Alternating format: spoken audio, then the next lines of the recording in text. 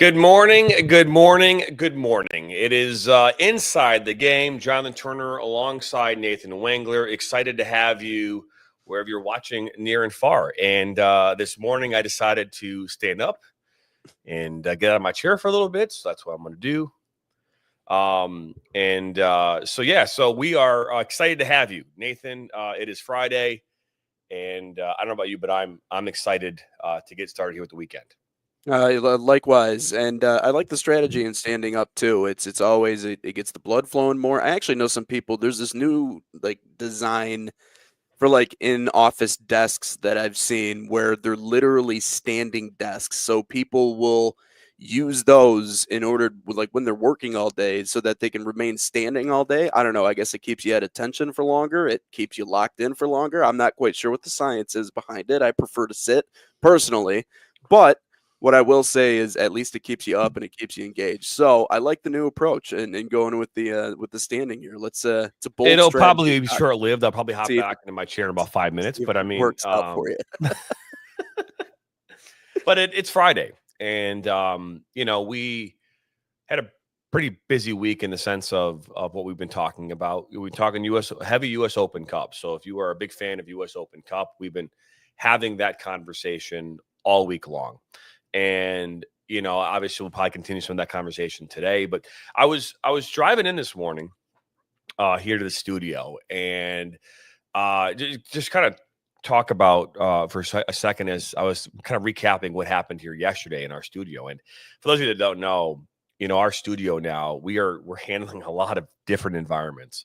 Our workflow is constantly changing. It's a good thing. It's not a bad thing. It's a really good thing. And yesterday we were doing an ESPN broadcast, a Horizon League Oakland men's baseball versus Wright State University, and everything was rolling. We're moving at a pretty good clip, is what I would say, a pretty good clip. And I stepped out of the room for a second. I say for a second, I went downstairs to use the restroom, hop in a step towards the front desk, talk with a couple of people who I just kind of ran into. All of a sudden, Dan Stickret comes downstairs and was like, John, he's like, we lost internet. I'm like, what? We lost internet. First off, where'd it go? Like, how do you lose internet? Like, I mean, is it like, does it disappear? I mean, it's like, where does it go? Right. So I run upstairs, and in fact, we had lost internet. So when you lose internet, everything goes dark. So when I say goes dark, so you're watching it on TV, all of a sudden it's just a black screen because there's nothing feeding the signal anymore into ESPN land. So we turned on our backups. Our backups got up and running within about a minute and 45 seconds. And then everything kind of recycles itself. And then we're back on the air. So we lost about 3 minutes of the broadcast yesterday. But I'm sitting there going, my goodness, how does that happen? I mean, to be fair, I don't think Comcast knows. I don't think if I called them, hey, you guys lost internet yesterday, what happened? I don't think they'd be like, well, it was this thing, No, I think that they have no idea either. And so how do you fix that problem? Now, we are in the process of establishing fiber into our building, and when that happens, a lot of the issues that you experience in broadband land or in the land of the internet is a result of a lot of different factors that are outside your control. But fiber is the best way to go. It's the most expensive way to go too. But I'm just sitting here driving in and going, we've got two broadcasts today on ESPN again. You don't want that to happen, right? We don't want those things to happen.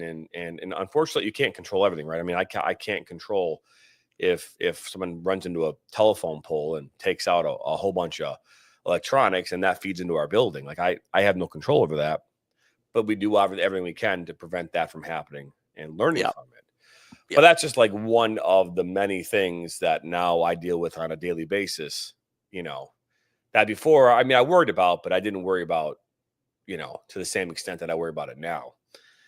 And I was driving in this morning thinking about that. And it was interesting because I don't watch TikTok while I'm driving, but I actually like just pushing the story and hearing people as I'm driving, like hearing the different things. And you might say that's you shouldn't do that, but I don't actually. I had the phones down on like the lower center console, and I just kind of push it, and I just kind of listen to it through the radio.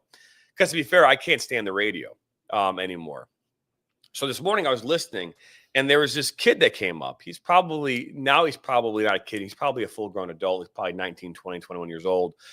But he was talking about, was I prepared when I was called up for the U.S. Youth National Team when I was 15 years old? Mm. He asked himself this question right in his TikTok. And it brought up a great point, right? All this stuff we do to prepare ourselves for what we do, right? The mental preparation, the physical, the understanding the game, all the things that we do. But how many people actually sit there and really evaluate if they're mentally prepared for something, right? Mm-hmm. I know that we try to, we go, hey, well, if you're out of shape, what do? You go run, right? If you're not strong enough, you go lift weights, right? Right. If you Right. don't know a certain aspect of the game, you're gonna go watch yourself and try to get an idea, right? But how many people just sit back and go, what's this going to be like for me? What am I going to learn from this? Am I prepared for this thing? He said I was prepared in every aspect except the mental aspect of being there in that moment. That's the one thing he said that he was not prepared for. And so that's a huge thing to say and to recognize at 15 years of age, right? That's a pretty significant realization, right? But how many kids in today's world are not mentally prepared for the task? How many grown adults aren't prepared for those types of things? So I'm curious, Nathan, your thoughts on that as we dive into this topic. It's a different level. It's a different level, different expectations, different everything. Like when you talk about going from probably where he was playing, which is, I'm guessing, school or club or just a lower level, to now all of a sudden you're in at that level, it not only does the expectation change, but your entire lifestyle changes. And you can think that you know how to operate in a certain space and then get into that space and really have no realistic idea. Peter, what's going on? Good morning to the United Terminal at ORD. Does that show NSN dedication? Absolutely, it does. You are without a doubt our most dedicated fan. United Airlines, I have a beef with you, but go ahead, Nathan Winter. I want to hear about that in a second, but no, that'll mentally push you. And even in our business, right, going from an amateur space to a professional space, I learned very quickly that it's a different world. It's going to take a lot more. And I could even say, at least for me on the broadcasting side, I was not mentally prepared for that leap, at least not at first. It certainly took some time, but yeah, that completely makes sense. And two, we got to think about this at 15 years old. Like, there's not a lot to base that off of. Yeah, I'm guessing there haven't been a whole lot of major obstacles or things to really work through. And maybe I'm judging from a distance. I don't know this individual, but that assignment to go to that place and go to that level is a brand new set of expectations. It's different. Everything changes. And so it doesn't shock me or surprise me. Michael, what's up? It's just, that's, I guess, something that comes with the territory. But at 15, that's a hard thing to handle. I think it is, and I think that we under what's looking for here. Maybe we under. I don't know. I'm trying to figure out what the right word to use to describe how we like evaluate this process, right? And maybe looking at it from the perspective of we are so focused on the tangible, right? The tangible, but not the intangible aspects of this game, right? And it goes back to the core, right? The core of why U.S. men's national team is struggling, right? And we could talk about talent all day long, but it's the psychological, mental component of this, of whether or not players are stepping onto the field ready for battle, right? And if you took the same, let's just put it from this perspective. There is no greater like armed forces in the world than the United States. There's a psychological component that the armed forces in this country put upon young men and women as they're going through boot camp that break them down, bring them back up, and prepare them to be part of a larger team, all with the same understanding of what they have to accomplish, right? That is what they do. Now, obviously, we can't compare boot camp and war and serving your country to the same level of going out there and fighting in a soccer game. But that's what they do, right? Every boot camp on earth in the United States is designed to break down the individual from whatever their bad habits were and then build them back up so they clearly understand how to follow orders and how to go out on a mission and complete that mission, even against the most crazy odds on earth, right? And so are our athletes, are they able to understand that when they step onto that field, what their mission is, what their task is, and be able to do that against all odds? And I would argue that they don't. And again, I don't want to try and compare it to boot camp, but I mean, why wouldn't we want to put our kids or our athletes through something like that? Well, I'm not saying you I'm not talking about psychological, and boot camp, to be fair, has probably gotten a lot but different over the years. I think we lost Nathan. You know what I mean? But I'm sure he'll be back here in a moment. But I think that we under prioritize this aspect of the game. Welcome back, Nathan.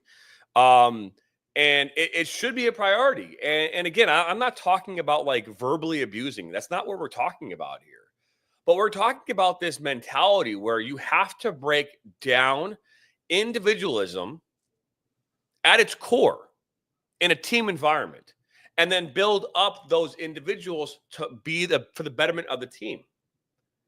And there's no way that can happen in a U.S. men's national team environment. Like, there's no way. I mean, you would have to have all amateurs, who's solo folk and be with the team for like ever, right? I mean, like if we go back, and this is a great point from Michael Lathrop, is he talks about this in his comments. Like Herb Brooks did just that with the 19A men's hockey team, but he had them for like almost a year. I mean, he literally was preparing them for like a freaking year. I mean, he had them for a long period of time. They were together day in and day out, and that was part of his plan.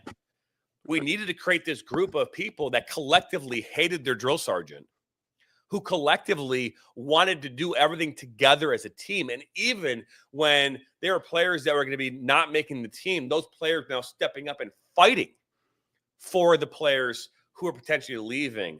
And all of them would come together. That's the mentality that you want. I'm sorry, but there's a significant difference in regards to playing the game of soccer from the standpoint of just stepping on the field to before you even get in the car to go to the field, being mentally ready, right? Mm-hmm. The way you put your shoes on, the way you pull your socks up, the way that whatever pregame meal you might have, right? There are all of these things that go to helping you get prepared. And I do think that the athlete today completely undervalues that. And I'm not saying all, but I do think that is a component of this game in today's world that is completely missing.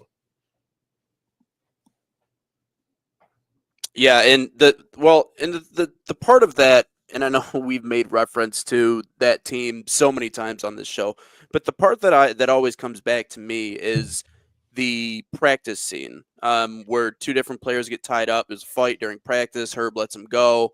It's the whole legendary line of, does this look like hockey to you? It looks like a couple of monkeys trying to hump a football to me. That line is just it's a classic, but that scene is classic too because of the quote that's associated with it, which he says, the name on the front means a hell of a lot more than the name on the back. But no one talks about why that scene was significant. And it's the reason being, at least in my mind, is because all of those guys either played together or played against one another throughout the course of their college career.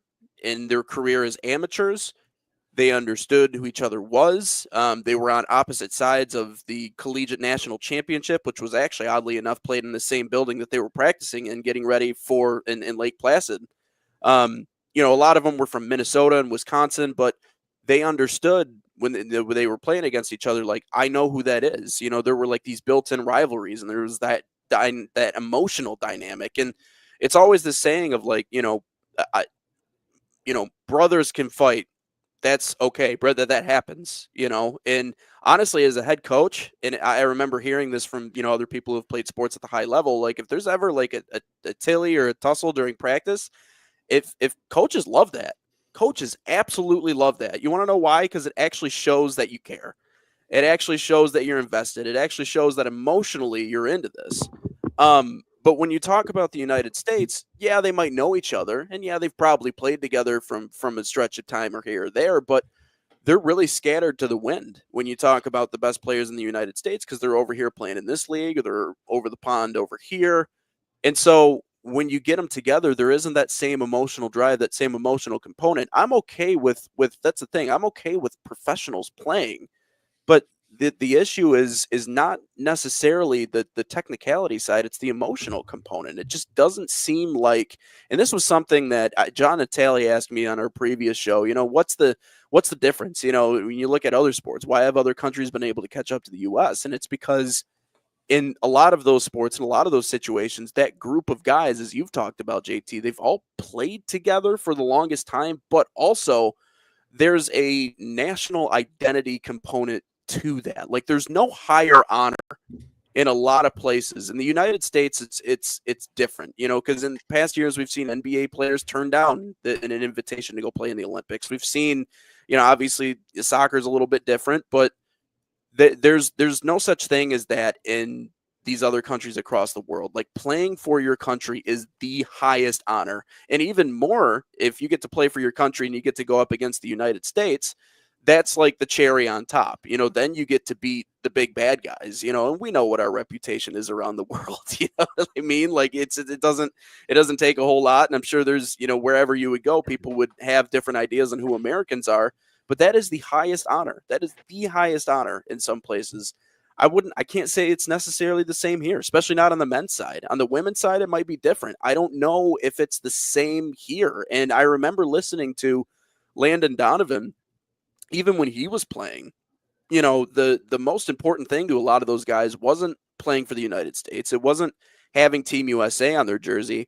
It was, what is the bonus? What are they going to get financially out of this situation? If they win this game, then they get this bonus. They get this amount of money. And he was reflecting on, they had won a big game and he was in the locker room. And of course, him being green and brand new, I think this was his first year ever playing on the national team. He was all excited that they just won. And then he overheard as he ran into the locker room that, someone was like, wow, we made bank today. We made a lot of money. And that's what everybody was really excited about. And you're going to have people like that. You're going to have cancers. You're going to have people that aren't really bought into the common vision. But that inherently, I think in and of itself is the problem with when you talk about the U.S. men's national team, is like there's just not that burning drive to really, really put the country itself on the map. And I might be talking, the thing is I know we've talked a lot about Christian Pulisic. I might be dogging on him a little bit because I know his personality is quiet. I know he's not really necessarily a vocal guy. So I'm not going to sit here and say that he doesn't want that, or Yunus Musa doesn't want that, or, I think Diego Reyna is exceptional. And we talk about someone, going into the rough neighborhoods and finding the promising soccer talents, or Diego Luna, that is. Diego Luna is a prime example of that. Establishing an identity, yes. Individualism or prioritizing club commitment can have a negative effect on the national team. Talent is great, but if it doesn't fit into a national team, it's better to find the right players who prioritize representing the national team. You're right.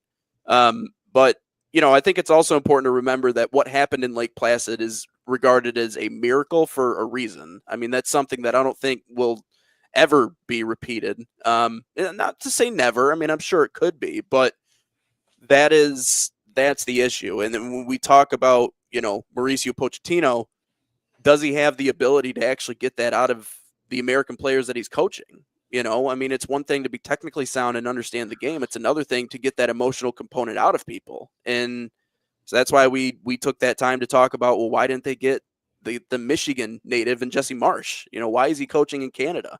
So that was something that John asked the other day, what's lacking? It's the emotional component. It's just, it doesn't, and you can see it in the way they play. You don't need to be in the locker room to understand it. You can see it in the way they play. It's just, it's discouraging. I look at this from the standpoint of, and you hit something that a good point talking about, in other countries, right?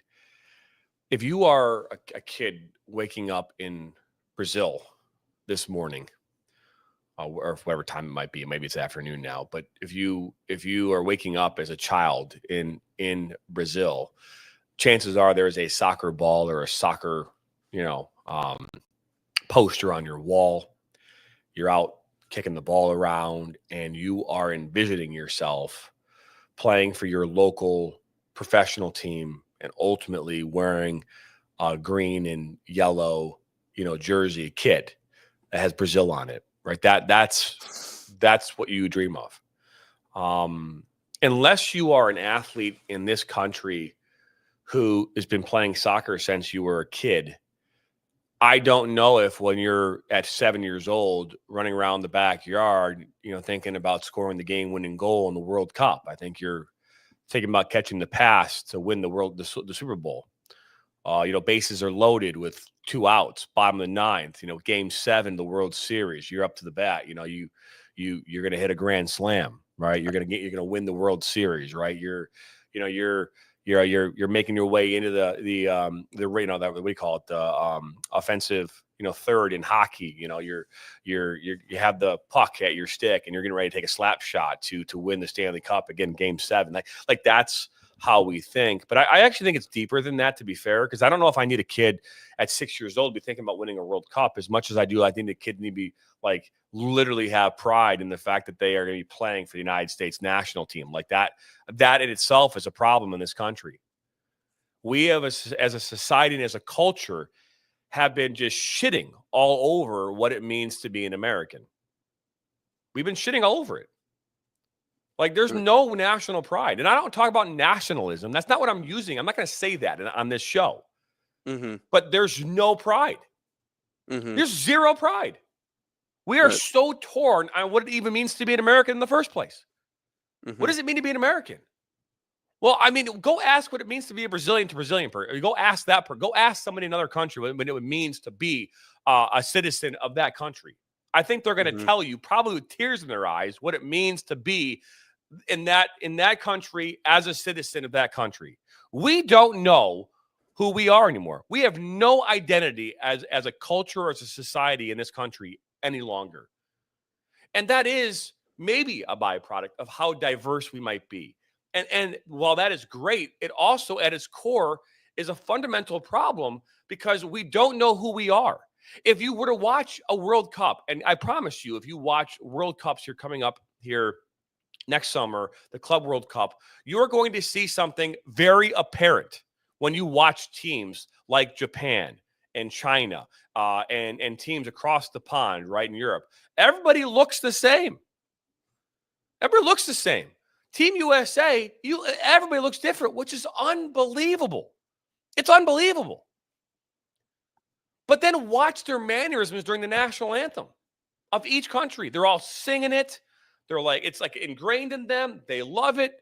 Not here. Not here. We have lost our identity. We don't know what we are. And how can you go out there and fight for 90 minutes if you don't know who you are as a country, what you're fighting for?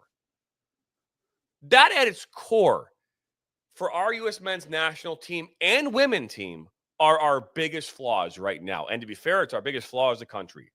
If you're tuning in, you're like, this is a soccer show. Yeah, I'm giving you a little bit of a taste. We have no idea who we are. I mean, we are so lost in things that do not matter and are and not focusing on the things that are right in front of us. Right in front of you. I talked about it yesterday a little bit. I'm like, and I'm not trying to get into politics. I don't want to get into politics. I've always found that just doesn't lead to a good place. But I can tell you this much, that we are ignoring things right in front of us. Right in front of us. Right. They're right in front of us.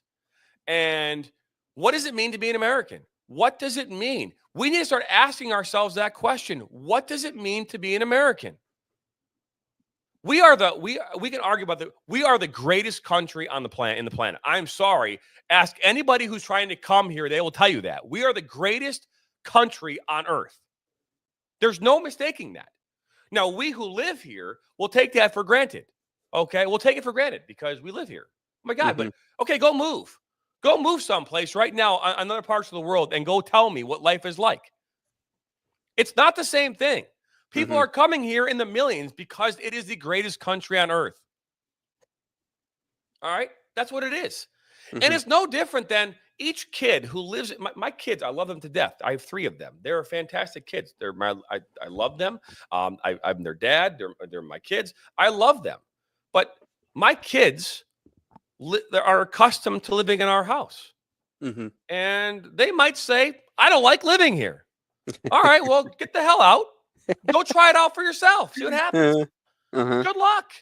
If Right. I could go live with my parents right now at 43 years old, I would do it. Why? It'd be free. I Uh-huh. wouldn't have to pay anything. Uh-huh. So please tell me I'm wrong. It's like, come on, man. Like, so yes, my kids don't like living under my rules. Okay, well, when you get older, a little wiser, a little more whatever, you're gonna be like, okay, well, those rules actually meant something. And I have my own rules. Maybe you'll evolve your rules. Maybe you won't be such a prick like your dad. I don't know. But I mean, you'll have your own rules. Right. But life is not better on the other side. I mean, I'm going to quit my job and go get the better job. Well, the better job isn't always better just because it looks better. Mhm. Take it for a Mhm. ride, take it for a spin, make sure it's the right job. How many people quit jobs and then they quit it again because it wasn't the right job for them? They didn't interview Mhm. right. They were, there are so my message to everybody is we need to identify what it is that it is to be an American. I'll tell you right now, it is in my eyes. Being an American, okay, there's a pride associated with that. Okay. I don't have to walk around knowing we're the greatest, but I have to know deep down to my core that what this country is all about makes it the greatest country on earth. Okay. Mhm. And that while we have flaws and while there are issues that we do have, that every country has, as long as all of us are trying to be better than today than we were yesterday and better tomorrow than we are today, then that's all that matters. Mhm. And that there are many people who have fought so we could have the freedoms that we enjoy. And fighting doesn't necessarily mean with going into a war, into a battle. Fighting on the steps of a capitol, fighting in front of a court and a judge, right? Fighting in protest, fighting. There's a lot that goes with that, right? So I'm not going to just put it only on soldiers. There are many people who have never worn a uniform on this earth in the United States that have made great strides for us to get to where we want to go, the ultimate promised land. And I do believe as a country, we are far better off today than we were 25, 30, 40 years ago. Do we have a lot Mhm. to work? Well, yeah, we do. We have a lot to figure out. But we as a country have to love our country. And if we can't do that, then we will never be successful on the world stage. If all of our youth think that this is a terrible place to live, if our youth thinks that everything about our country is terrible, what are you going to do with that? There's nothing you can do with that. You're going to go out there and, okay, I got $1 million in my pocket. I'm playing on the U.S. men's national team against this team over here that has all the love and heart and the passion for their country. And we're going up against that. You're going to lose before you even walk in the damn park. Mhm. You can't have that mentality. Right. You just can't have it. And I know I'm Mhm. kind of going on like this, this kind of like whatever you want to call it. I mean, I'm just kind of spitting it out right now. I'm pissed off about that. Yep. And honestly, we all should be pissed off about that. We have to be pissed off about that. You don't have to love everything about your country, but just like this, I love my wife. I love her very much. And there are days that I don't like her. And I can tell you that there are days that she doesn't like me. But my love for her doesn't fail. Mhm. It doesn't go anywhere. My love for her is always there. I don't have to like her at certain times, right? Right. I'll never hate my wife, but I Mhm. love my wife. I love this country. And at times I don't like it, but I love it. Mhm. And that's the thing that I would tell anyone in this country. You don't have to like the current circumstances. You don't have to like that, there's things that are happening that you don't agree with, but you still better fucking love it. And I just said the F word, I know, but you still better love it. That's all I Yeah. got. Well, and it starts with Peter. Well, I have started boarding. I will lose you, gents, once I am inside the plane. Well, appreciate you listening to the first 30 minutes. It's going to come down to this group of American players, whoever's on that team, whoever gets the nod to go out and play for the United States, especially when we talk about the World Cup. I know we got Gold Cup before then. It's going to be on these guys to decide, what does it mean to you that the rest of the world laughs at you? That the rest of the world finds delight in the fact that they think you will never be a team to ever put yourself in a position to win something like the World Cup.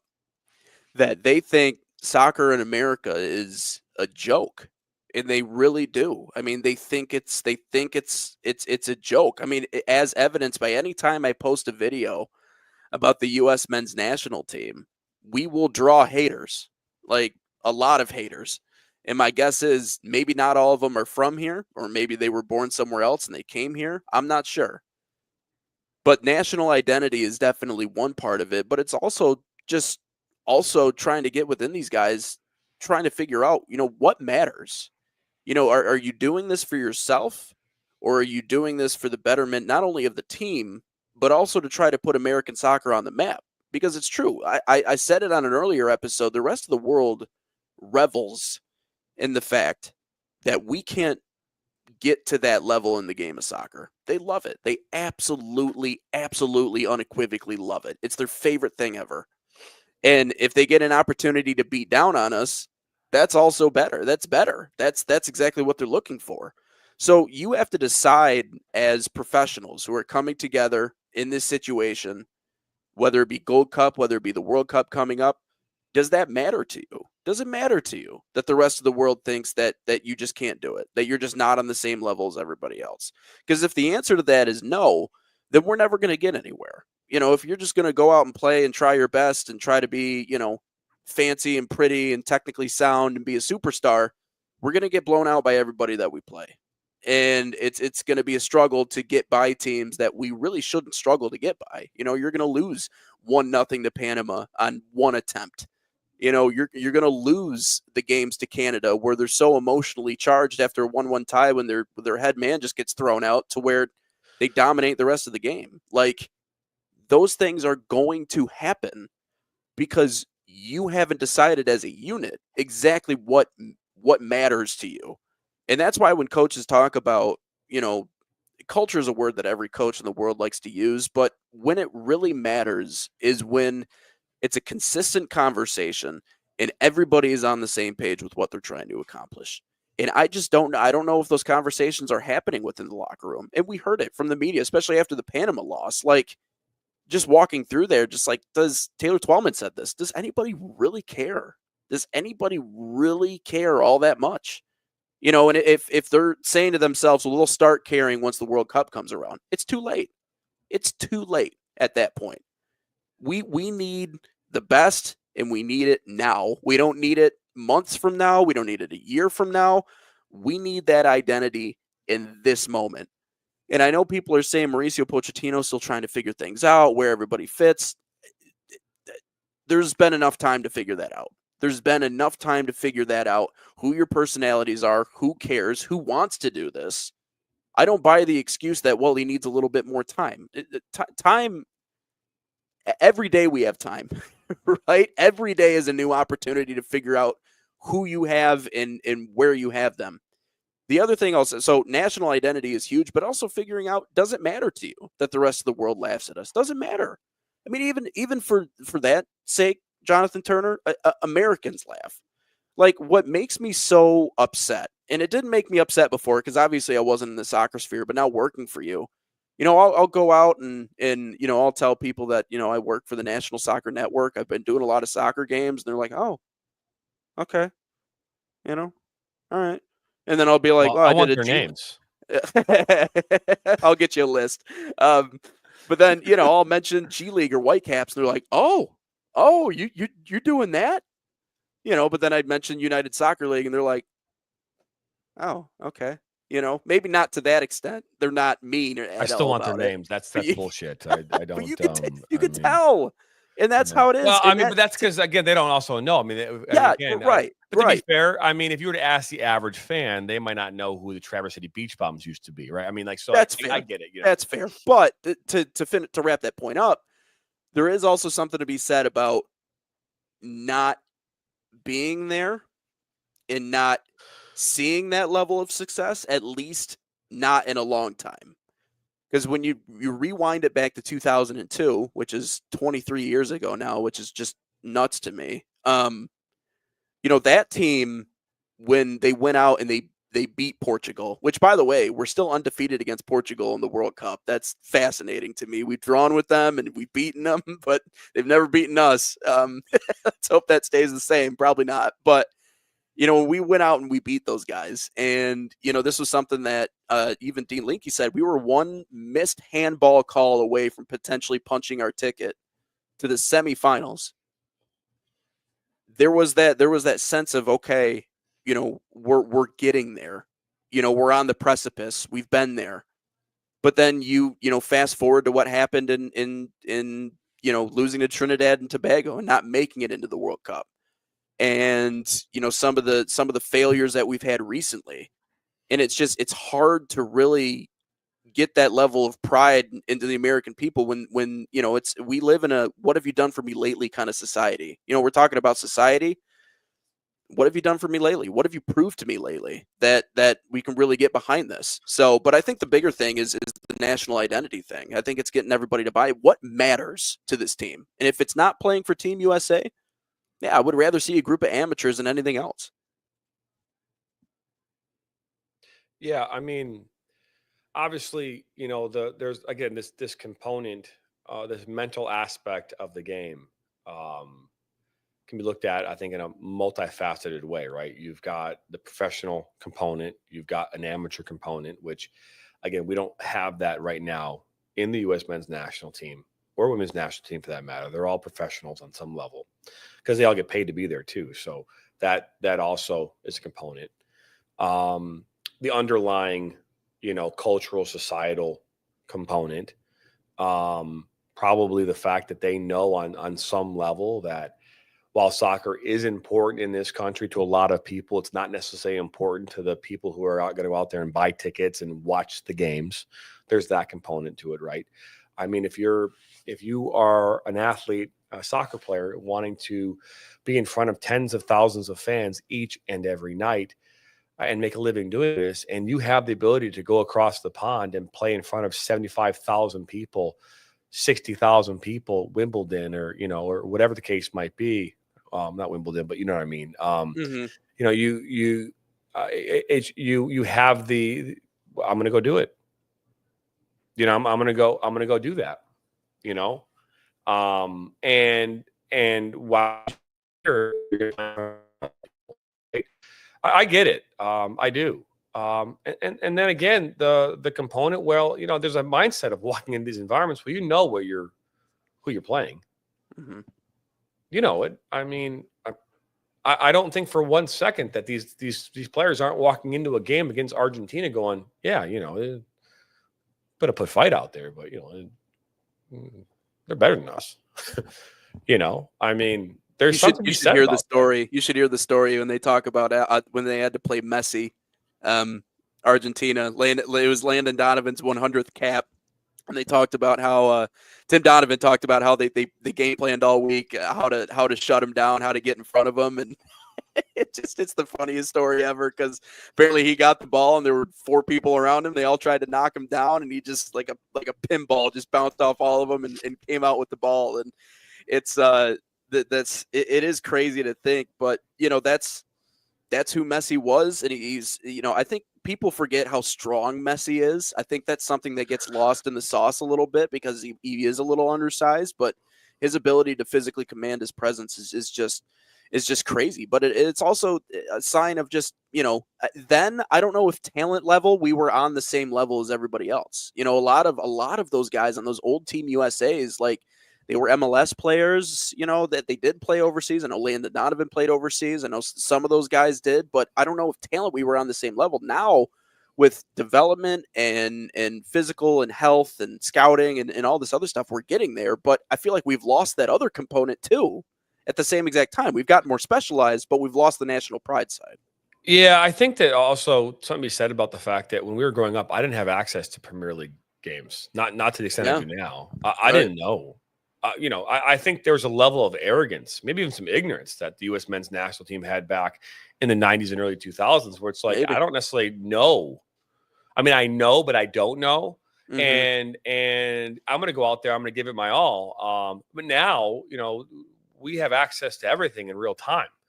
And these players know more about the other players across the pond than they've ever seen before. So I think now they know going into it. I mean, there's so much information available to you that takes away some of the mental or psychological component of where you're walking onto a field, not necessarily knowing everything you need to know about the other team, and going into that with this kind of this raw mindset, like, hey, I don't care how good they are. I don't know much, but I'm going to go out there. I'm going to fight for 90 minutes. Right. And so, but again, the other part of this too, Nathan, is that we've gotten into this mentality as a team that pretty and possession, and we've talked about this, that we're gonna win soccer games with beauty, right? And we used to be a team that was built on physicality, a team that was built on um, grittiness, right? That's what we were about. I mean, looking back at the Clint Dempsey's of the world, right? That guy would just mull over people, right? I Hmm. mean, Alexi Lawless, I mean, a center back would just roll over people. Hmm. And yeah, you might get a terrible foul every once in a while or whatever, but there's this thing to be said about playing physical, hard soccer, because the teams across the world, they like physicality is a component of the game. But if you are a team playing over across the pond in Europe or in South America or whatever, teams are playing at a very skillful level, and they play in a very skillful way, and that's the way that they play. And the Hmm. physicality is a component of that, but it is not like a determining factor in games. Hmm. Right? It's not like you're going to have a hard tackle come in, great, right? You're going to have you're going to have pull someone down, great, but it's not like every single play you're constantly getting run into, right? That's because they don't want to play that way. Hmm. They want to play pretty. They want to play with possession. They want to play their physicality involved, but not to the level. But if you were the U.S. men's national team, if I was the coach of that team, I'd be like, you're running into every player, Hmm. every player. You're stepping on their toes. It sounds bush league. I don't give a shit. Hmm. Yeah. Pretty doesn't have to win soccer games. I'll Hmm. take ugly goals all day long. I don't care if I fire a shot from 30 yards off. It hits off three people, including the referee in the back of the net. Now, granted, that doesn't count anymore, but I don't care. Yeah. Nor does a person who takes a shot from off the third hole, 180-yard par three with a slight uphill green and a draw to the right. And they hit the thing left into the woods, and it bounced off of 7 trees on the green into the hole. It's still a freaking hole in one. It doesn't matter how it got in. It doesn't matter. I think we might have lost Nathan, by the way, because he just like froze on me over there. But Michael does chime in here. Says U.S. men's national is also missing the old American grit and physicality. It is 100% the case. Yeah, Pretty win soccer games. I'll take Pretty too, but it's got to be a mix, and we have lost the mix. We have lost it. And take him off the screen here. It was removed. There we go. But we've lost that grittiness. We've lost that physicality. We've lost it, and can we get it back? I would imagine we could, but you need really, really gritty players who understand, almost like enforcers out there, right? Remember the Bash brothers from the old Mighty Ducks days? They go out there and they would just wreck people. Like, you need players like that. Back when I was playing and playing soccer, we had players on my team. I remember a guy named Phil Schneider, and that's what he did. He would just go in and go in hard to every play. Every play. And if you were an attacker, you would steer clear of Phil. Steer clear of him because you didn't want to get hurt. He didn't give a shit. Now, he wasn't trying to hurt you, but he was just playing tough. And you need players like that on this team. You need players who are willing to step up, who are willing to go out there and just run through people. Do so as a part of the game. Don't do it in a cheap and dirty way, but do it as part of the game. And if you do that, I promise you, the teams that are going to be facing up against you, it's just like the Lions. It's just like the Detroit Lions, right? They said they're going to win by being tougher than everybody else. Being tougher than hitting players harder, right? Teams are so afraid of playing against the Lions. And the one stat that was really interesting, if you're a Lions fan, that we talked about is that every game after a team would play the Lions, they would like lose, right? So they, even if they would have beat the Lions, they would still lose because of how tough the Lions played them and forced them to, they get hurt, get banged up, recovery, right? Just getting so much out of them. Like, that's the kind of mentality. Like, balls to the wall, go as hard as you can for 90 minutes, run through players, win balls in the air, be dominant, be physical, and be more physical than the other team. Again, you cannot control what the other team is going to do and how they're going to play soccer, but you can control what you're going to do. And we have to, if we want to win soccer games at an international level, we have got to get back to physical play. We have to get back to having pride in wearing the jersey. And we actually have to give a shit. Like, those things have to happen. Those three things have to happen consistently. Right? Yeah, you can be pretty in between. Great. When you have the ball, be pretty. I still think that we should get back to our identity of just playing direct long balls over the back line. Again, possess the ball, long diagonal balls, put pressure on that back line, force them to have to use their head, force them to have to win balls in the air, challenge the goalkeeper to come off his line, do those types of things. Hey, play a false nine, don't play a true nine. Try those things, overlapping runs, diagonal balls over the top.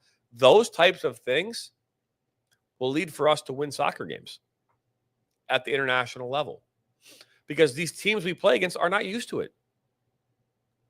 They are not used to playing direct all the time. They're not used to it. And will it work every time? No, it won't.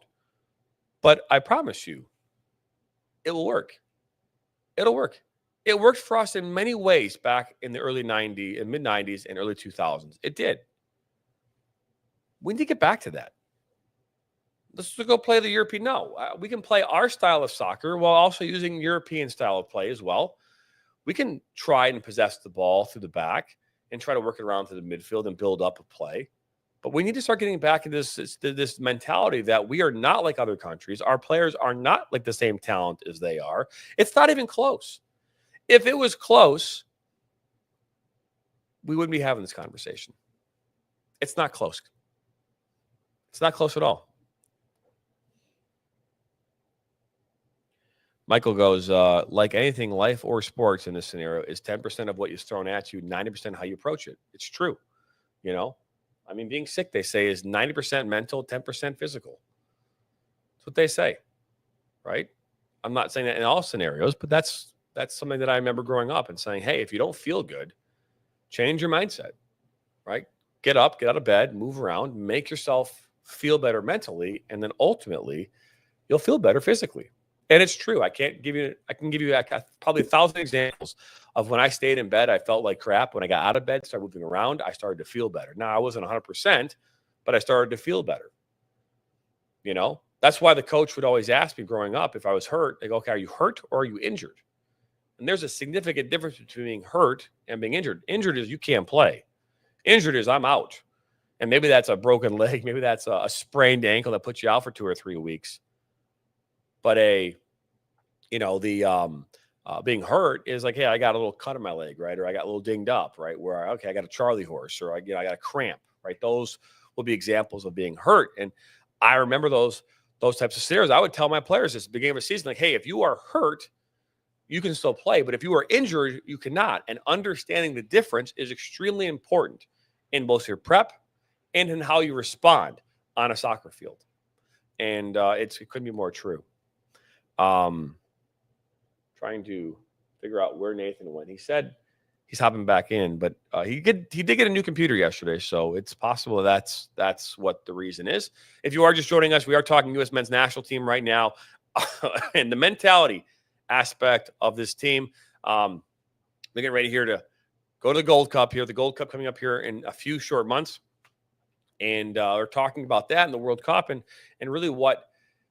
And this all kind of stemmed from me this morning when I was kind of recapping my day yesterday, listening to something on the way in this morning to the office about the mentality of this young player who was 15 years old, who got the call to go play for the U.S. youth national team at 15 years old.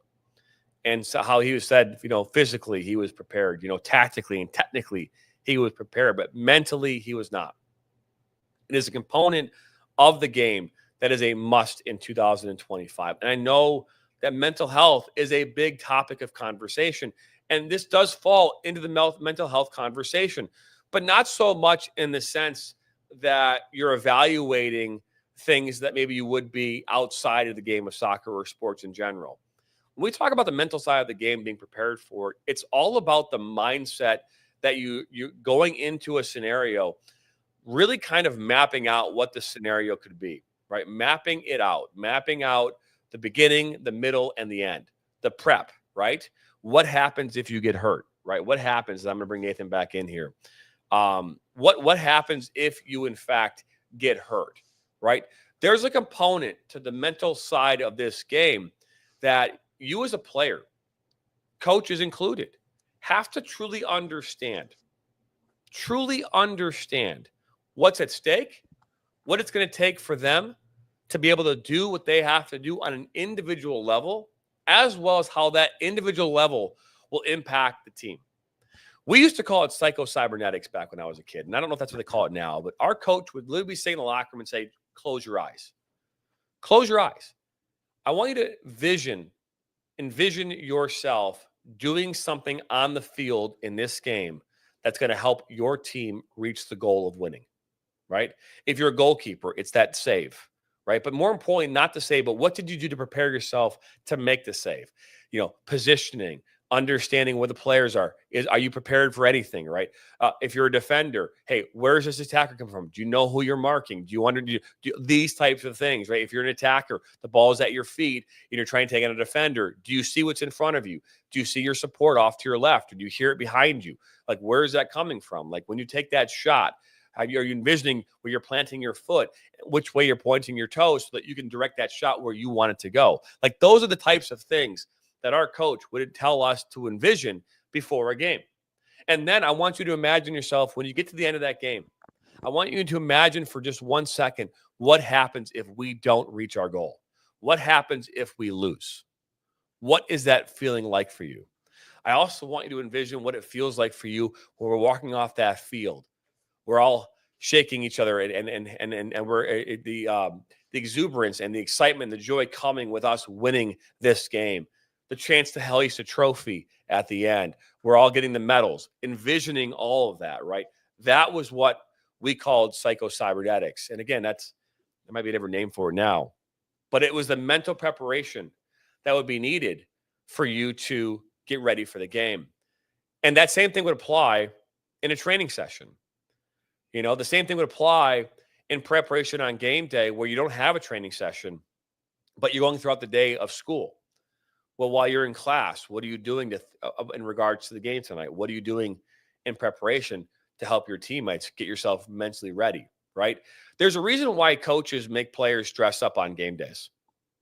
There's a reason why high school coaches, football teams, soccer teams, baseball teams will wear their jersey on game days. Maybe wear a shirt and tie collectively, okay?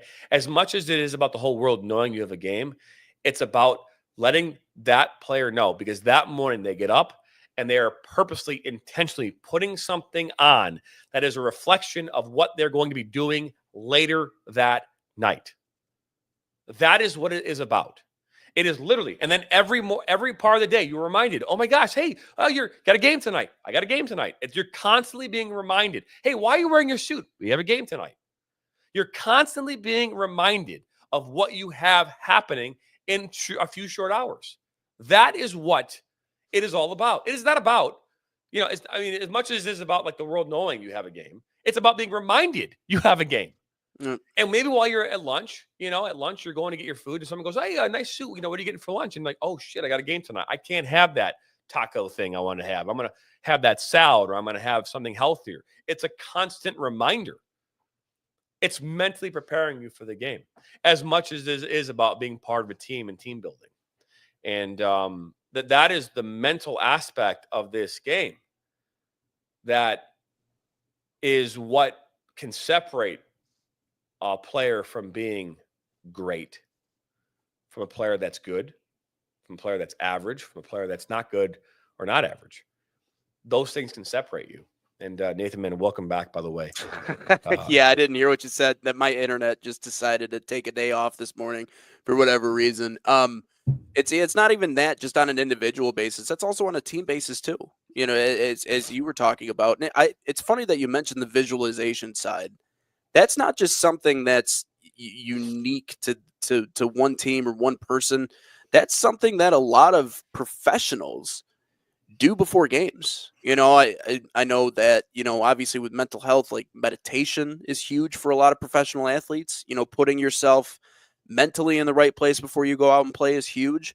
But it's also when you do all of those things as a unit, when you do all those things as a team, and that becomes the expectation. I remember, and again, we're talking about high school sports here. It's hard to compare that to, I know we were talking about international play, but when I was playing football, in high school, and we went on to win championships and stuff. And talent-wise, I think we were similar to a lot of teams, but what separated us was how machine-like we were in the way we went about our business, right? There were certain rules. Number one, don't drink pop.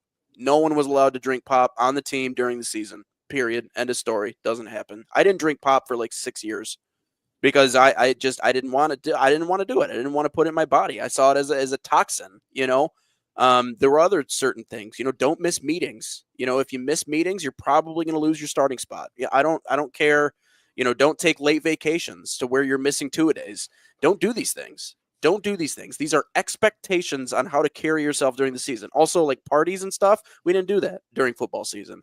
After football season, that's fine. Once it's all said and done, then yeah, we'll go have fun with our friends. But for now, we're not doing that. And that doesn't mean we didn't hang out or see people or do stuff, but there was a list of things that you just did not do unless you wanted to risk your opportunity of going out and playing. And when you're talking about a system and a team that has been there, done that, and gone back multiple times, you don't want to risk your opportunity of not being a part of that.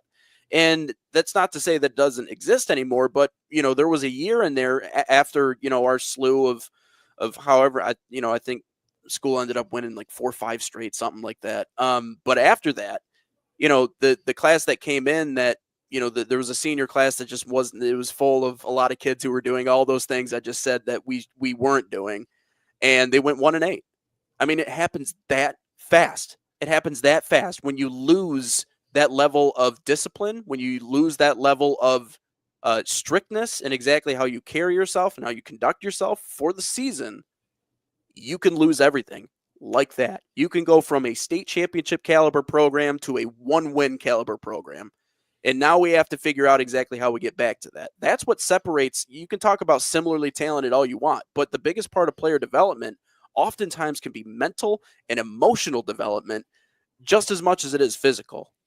Getting people to a level to where they're almost dedicated so much that it's almost a little bit extreme what lengths they're willing to go to put themselves in the best position. Like to some people, not drinking a Coke for 6 years might seem a little bit extreme, but to us, even if it was just a mental edge, it was enough of an edge to make a difference at the end of the day to where we were able to accomplish what we had to accomplish. So it is on an individual basis. It's also on a team basis, though. You have to have that. You have to have that if you want to win consistently at a high level. There's no choice. No doubt.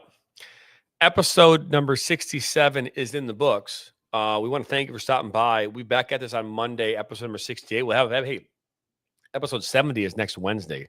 Hard to believe that we're already at episode 70, but either way, we're happy that you're stopping by. If you like this conversation, like this, share this with your friends and family. Come back for more here each and every day, weekday, Monday through Friday, unless, of course, either of us have other priorities or other events that we have to attend.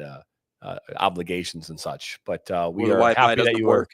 Wi-Fi doesn't work, but either way, we are happy that you stopped on by here today. Again, like us and share us with your friends and family. Be back at us on Monday morning. Have a happy Easter here on Sunday, if that is something you do celebrate. I will be celebrating that with my family, eating some fantastic food. And what else could we possibly do? We are also doing the MASL pregame show. That's right. The MASL pregame show is coming up here on this. Coming up here literally tomorrow. I want to make sure I pull this up on the screen here. Got to find it. Here it is. It's not tomorrow. It's on Sunday. It'll premiere at 7 p.m. Eastern, 4 p.m. Pacific. But the MASL pregame show presented by Just Slabbed. It's this Sunday, 7 p.m., hosted by Neil Rule and Dan Stickrat. You cannot watch it anywhere else but on our platform at 7 p.m. Eastern. We'll be joined by the commentators. The Chihuahua Savage are looking to three-peat in the MASL Ron Newman Cup. If that right now, San Diego does lead right now in that series 1-0. If they win in San Diego, which has not happened at all this season, they would become the Ron Newman Cup 2025 winners. If Chihuahua wins that game, they will go into a mini game where you literally, this is funny to think about. You literally have 15 minutes, and whoever wins that ends up winning the Ron Newman Cup. But we'll dive into more of that on Sunday. But we appreciate you stopping by, and don't forget we got a bunch of games coming your way here as well tomorrow for League for Clubs. I think we have 4 games in total tomorrow and 1 on Sunday. But that'll do it from us here. Have a great weekend. Happy Easter, and so long, everybody.